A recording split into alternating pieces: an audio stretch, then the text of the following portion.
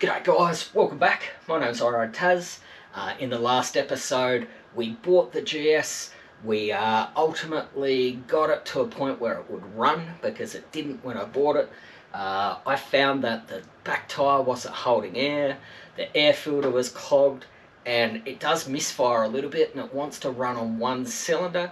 So we're going to try and address those issues today.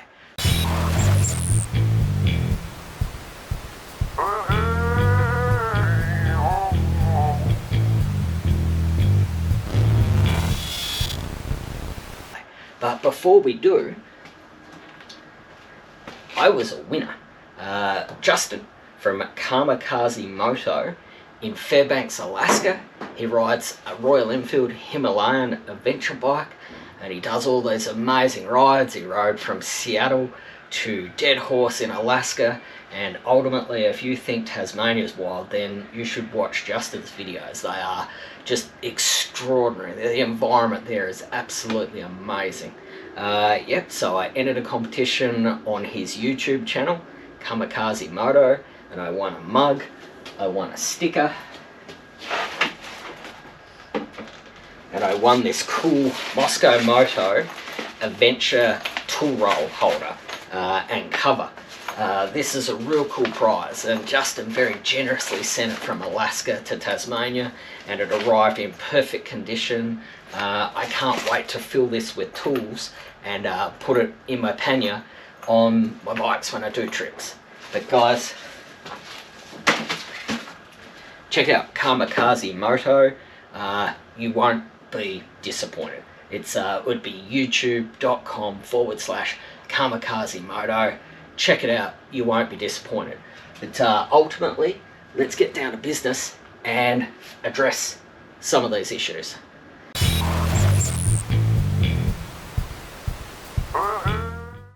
We're going to get rid of an inch or two of the kickstand and weld a new foot on. For some reason, this doesn't work. It's too tall, the bike wants to fall over all the time. Someone's cut the foot off. I'm guessing this is actually from a dirt bike, not this bike stock. So I'm just going to sort of fix this so I can work on the bike without fear of it falling over.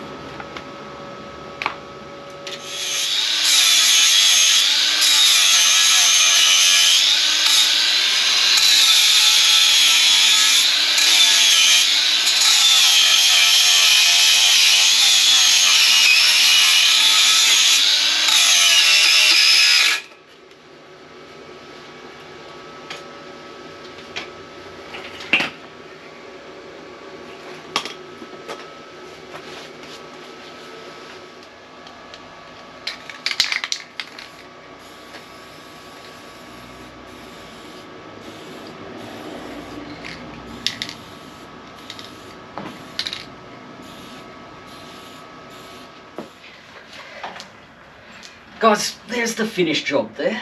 I ended up cutting about 75mm off, all in all, to get the angle that I was after. Yeah, worked a treat.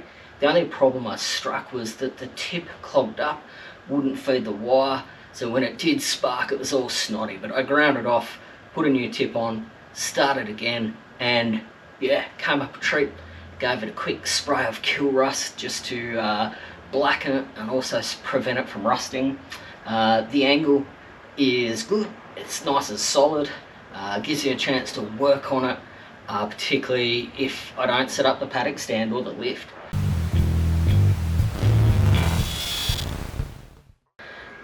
Guys, I found that the back tyre was perished, and when I went to inflate it, the valve fell out, and so that was an expense I didn't really want to address because I thought the tyre was in pretty good nick, but I went out and I lashed out, and instead of just getting the valve replaced, I got myself a brand new tyre. And ultimately, it's funny because I didn't really realise exactly how warm the back tyre was until I looked at the new one, and I'm happy with the decision.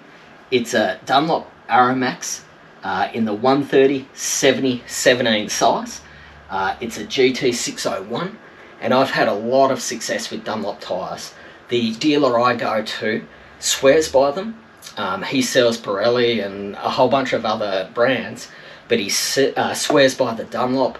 He reckons the high silica content heats up quicker and is better in the cool, wet environment that we ride in, and they wear nicely, they handle well. I don't have any complaints with the Dunlop tyres that I've put on pretty much every bike I've got, and yeah, I wouldn't say I'm a Dunlop fanboy, but they certainly seem to work, and I don't doubt his recommendations. Yep, so it's an Aeromax. This matches the front tyre, and so I'm a bit OCD there. I like to have a matching pair, so it now matches up nicely. Let's get it on the bike. Just going to put the rear wheel back in. Going to treat it a little bit, and this is just grease. I find it helps stick the spaces in long enough for you to get the axle in, and it certainly doesn't do any harm to have it greased up ready for the axle either.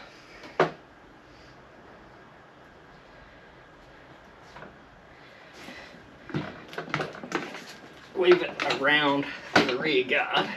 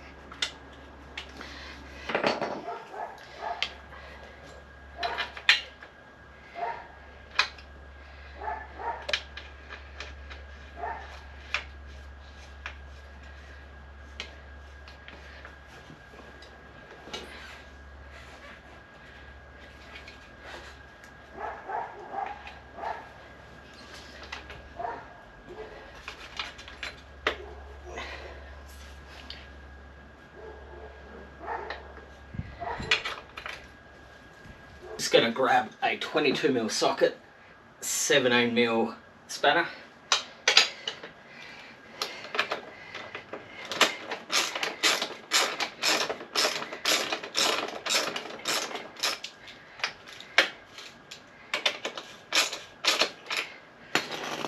Finger tight. Okay, so I'm just lining up the wheel.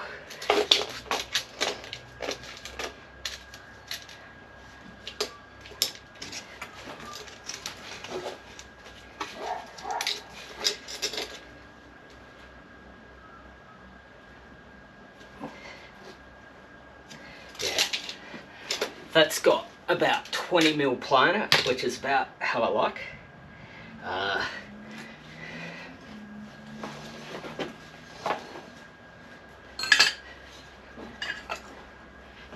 So that's about halfway between notch 4 and 5 on each side.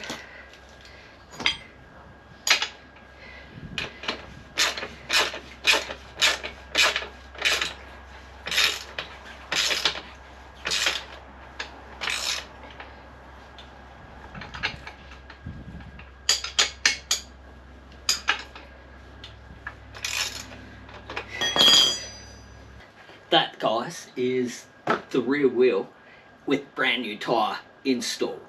Let's get on to the spark plugs.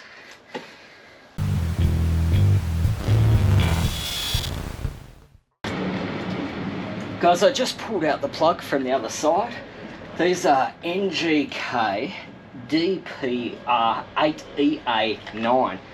Exactly the same plugs, coincidentally, that the Triumph 865 in my Speedmaster runs, which is handy because, yeah, means that I've always got spares kicking around. This one from the other side is a nice cappuccino colour, so it looks good. We'll just pull this one out.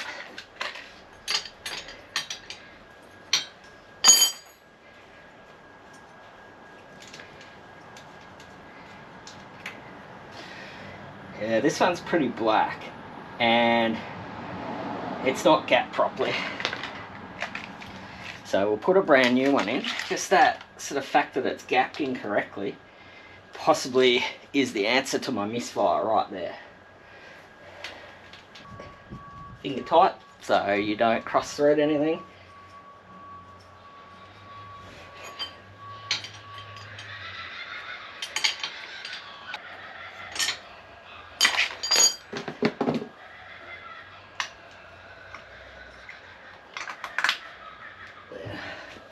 Right, so spark plugs are in, they're new. Yeah, this one's pretty dark. Sorry, this one's not been running brilliantly, so it's a bit dark and it's not gapped correctly. It looks like it's been knocked down somehow. Who knows, but hopefully with the new spark plug in, it just allows it to idle a bit better and it just takes out that very slight misfire that it had. Next thing is to work out how to get the tank off for the first time.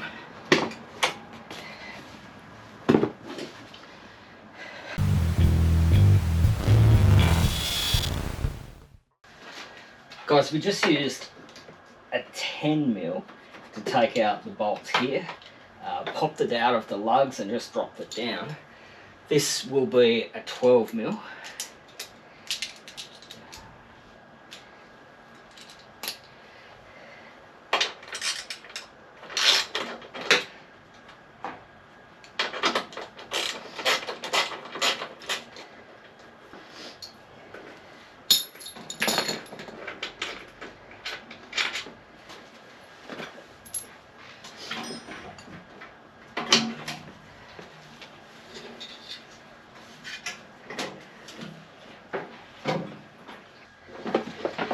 So this is just an eBay purchase. It was 20 bucks and $4.95 delivered from Sydney.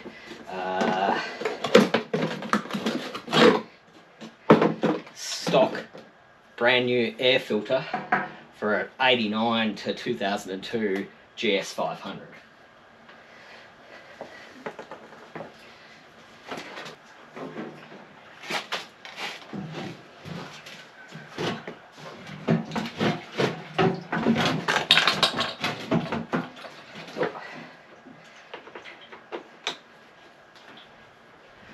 So without disconnecting anything, I just lifted the tank off, swiveled it using a Phillips head.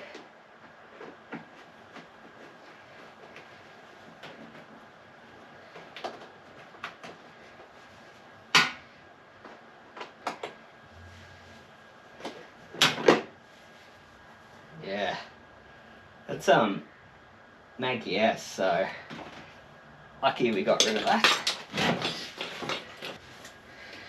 Okay, got my new air filter. It's got a notch in it.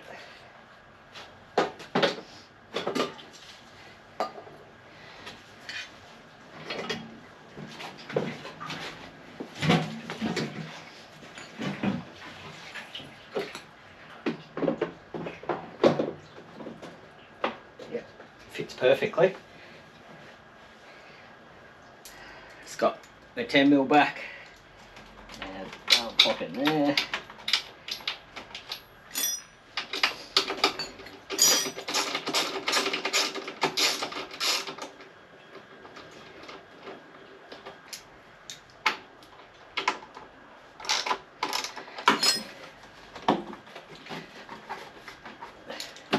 Make sure they're seated in the lugs.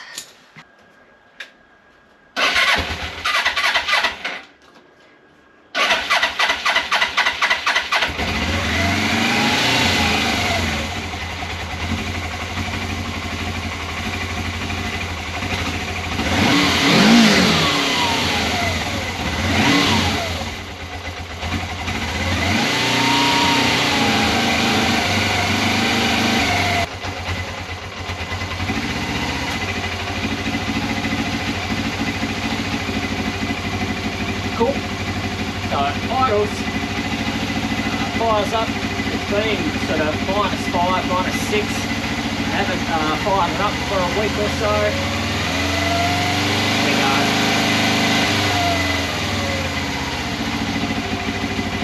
Fired up pretty easily. You can hear it starting to warm up. And I've just taken the choke off. Yeah, ultimately, it sounds like it's good. Sounds like it's running on 2 cylinders again. I think we should take it out on the road and give it its first quick test ride.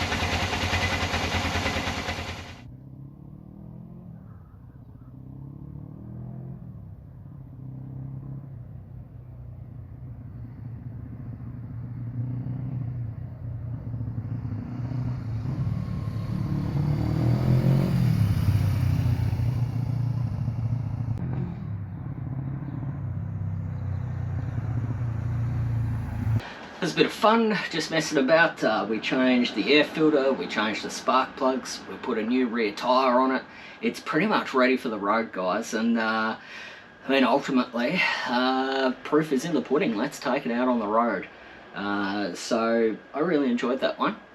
It starts up really easily. Holds idle really nicely. There's no misfire like there was. So yeah, it's really time to take it out on the road and give it a proper test ride. The first time I've really ridden it, bar up and down a farm driveway where I bought it, or my road, just to make sure that it was actually running and it could go through the gears. But like, comment, subscribe, support the channel through buymeacoffee.com/iRideTaz. Till I see you next time, guys, this is the GS500 Modern Cafe Racer build. My name's iRideTaz. I'm out.